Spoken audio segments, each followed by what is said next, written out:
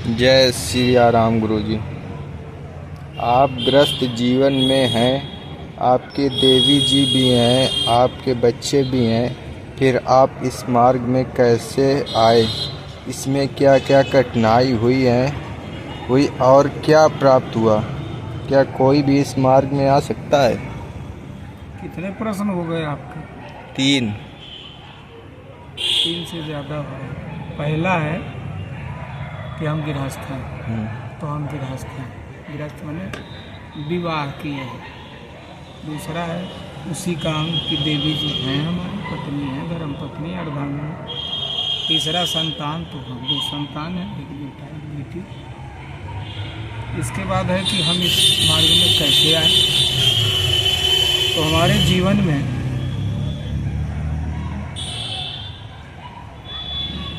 लगभग 38 साल में एक ऐसे महात्मा मिले जिन्होंने हमसे कहा क्या राक्षस बनते हो इंसान बनो। जब हमने उनसे कहा कि मेरे बच्चे को पढ़ने में मन नहीं लगता, तो उन्होंने कहा क्या राक्षस बनते हो इंसान बनो। हमने देखा सींग हींग तो है नहीं, मैं राक्षस कैसे। लेकिन जब हमने चिंतन मनन किया, शास्त्रों को पढ़ा, पहले से पढ़ते थे रामचरितमानस, लेकिन समझते नहीं थे।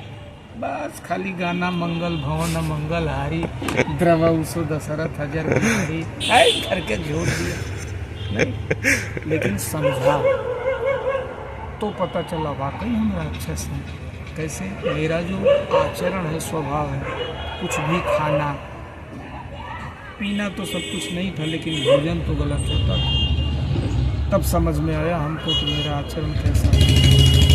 अब जब हम परिवर्तन करने लगे, तो जिस समाज में रहते थे उस समाज में यही होता है अधिकांश। तो उन लोगों को बड़ी कठिनाई हुई। उन लोगों ने दौड़ा लिया, जिसमें दौड़ाने वाले में मेरे पिताजी भी थे, जिनसे ये शरीर मिला। नाम था श्रीजी सिंह, और कहते थे हम क्षत्रिय कुल के हैं।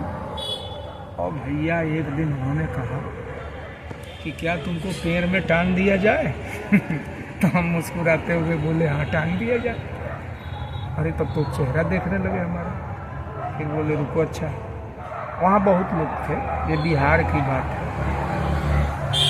बिहार का छपरा जिला। तो फिर बोले कि वो टांग के मारा जाए। तो हमने बोला मारा जाए, मुस्कुराते हुए। अब वहाँ जितने लोग थे बोले इसको तो कोई असर नहीं है। तो फिर हमने कहा देखो भाई, हम 2 संतान हैं, हमारे देवी जी हैं। वो लोग कानपुर में रहते थे, बच्चे और देवी जी। हमने कहा आप टांगोगे मारोगे तो पत्नी आएगी, बच्चे आएंगे, जान से मार दोगे तो कोई बात नहीं है। तब वो लोग रुक गए। और फिर मुझे ये प्राप्त हुआ कि मैं अविनाशी हूँ, मेरा शरीर का नाश होगा।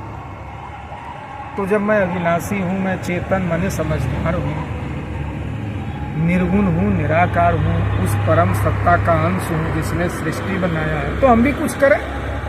तो सुंदर सा परिवार भी है, देवी जी भी हैं, और बाकी पूरा जीवन समाज के लिए समर्पित है। ये तो मुझे प्राप्त हुआ। अब इसके बाद है आनंद में जीवन जीते हैं। कि क्या कोई प्राप्त कर सकता है? तो बिल्कुल प्राप्त कर सकता है। बल्कि हम तो कहेंगे कि भारत के या विश्व के युवाओं को चाहिए कि 10 वर्ष की अवस्था तक इसको जान जाएं।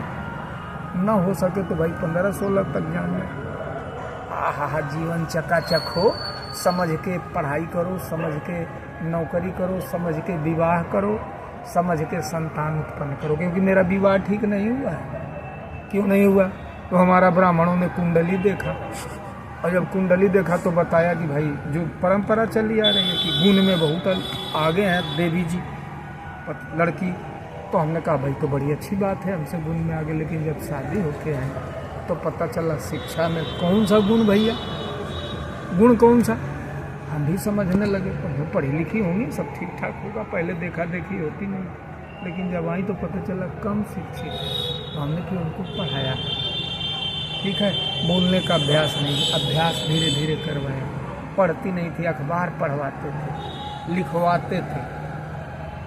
तो इसलिए युवा पीढ़ी को चाहिए कि 10 से 16 वर्ष की अवस्था में मतलब स्वयं को, मैंने क्या जाना, मैंने स्वयं को जाना, मैं कौन हूँ, मैं कौन हूँ ये जाना है। और हम यही काम कर रहे हैं जनाने का।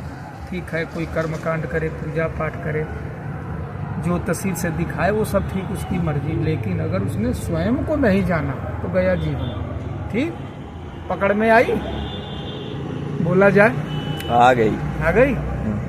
सादर जय सिया राम।